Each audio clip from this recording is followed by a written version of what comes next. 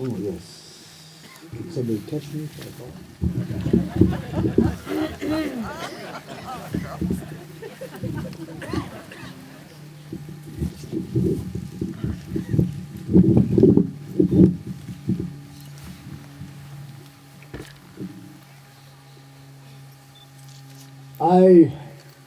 Good morning there.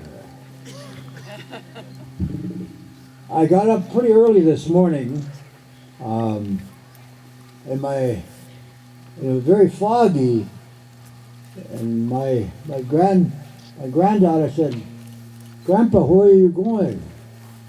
I said, "I'm going to go see June-san." And she said, "Tell her I said hello, and I'm going to go back to sleep." So, I don't know how many years ago we came here. Daijudo, I called him my son, and we came here to see Jun-san, small place of play over in this next little village over here, or homes. And then we came over here, and we started to be part of the crew that was picking rocks. And you couldn't really shovel too far down, and you were running into rocks or the tip of a huge boulder. And we spent a week here, and I will remember that all my life. And I never came back until it was completed. I was waiting on the sidelines, thinking, "Is it done yet? Are they through with the rocks?" So I want to. There was a lot of cars. This is the most cars I've seen down here, coming up here, and I thought for a moment, "My God, are we close to a casino?"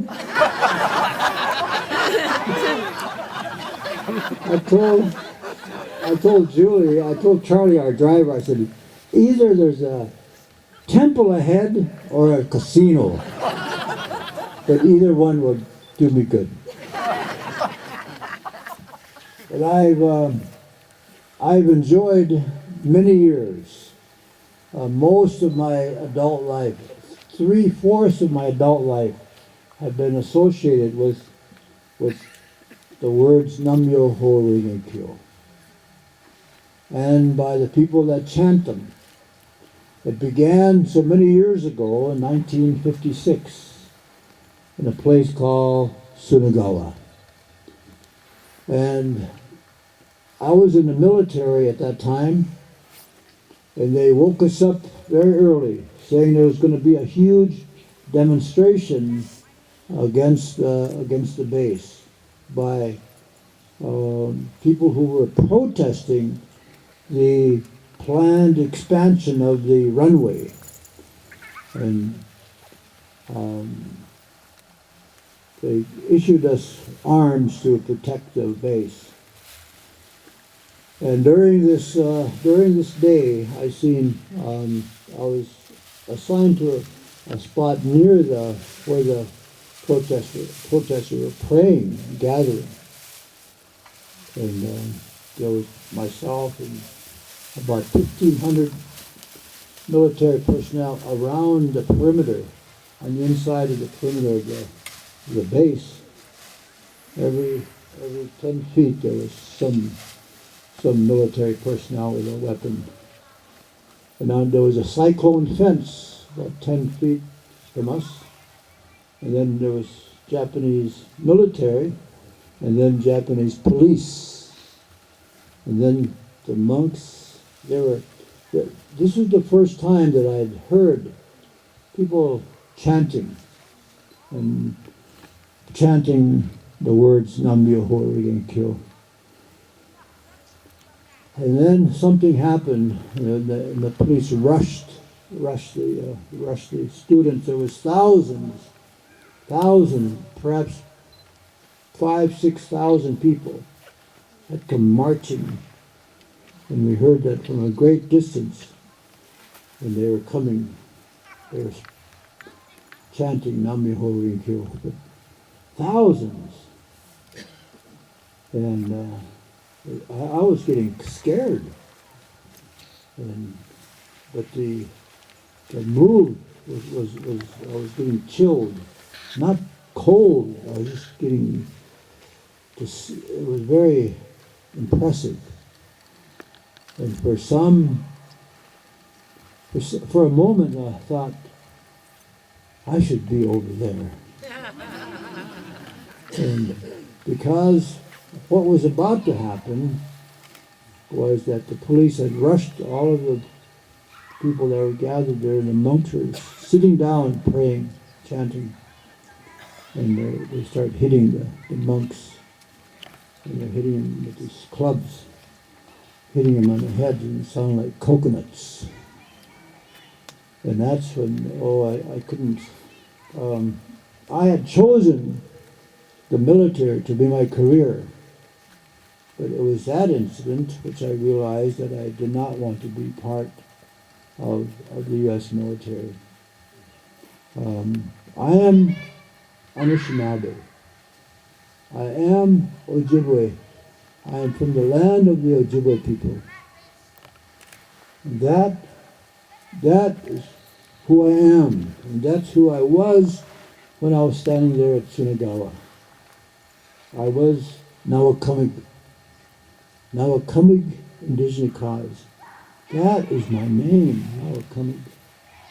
I'm also known as Dennis Banks, but at that moment, I was Nawakamig.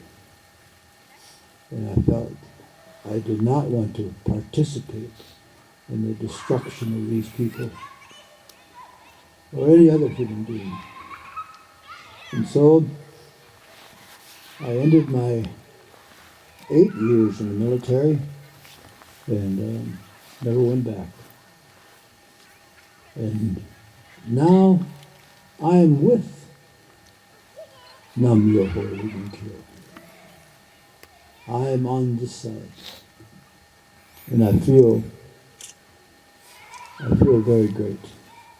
I feel honored to be part of the Panzan Myohoji. I feel great to be part of a group of human beings that care about this earth, that care about each other, that extend the hands of friendship to each other. I feel great because I've been raised in a society that is gated. There's gates all around.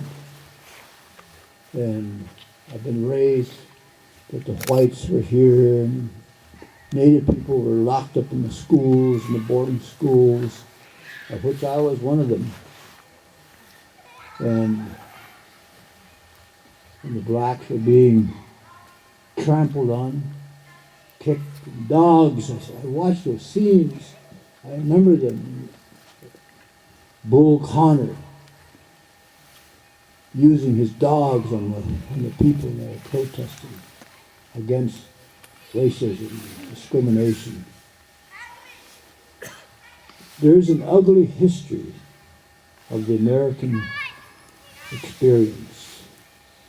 There is an ugly history of people who have committed very bad deeds. But in the many words of the treaties, there are words that says, if there exists bad men amongst our people, bring that man forward, and we will expel them from the reservations. If bad men exist, they knew bad men existed. We knew it. And we insisted that the language be very clear.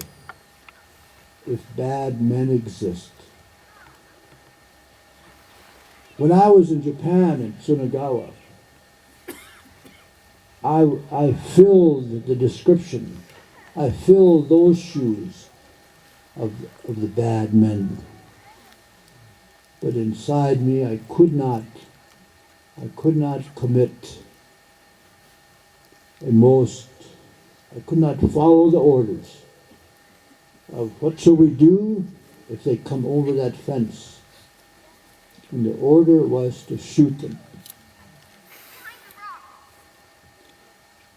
And Sergeant Johnson asked, do we shoot to maim or to injure? He said, no. We shoot to kill. This was a peacetime order given to us to shoot to kill. People who were defending their own land. And stories and scenes raced through my mind that I was living something that had happened before in my history, in our lands in America. That bad men did exist. So when I met the Panzan, they never asked for any of our land. They never carried the Bible like they did. The missionaries came to our lands.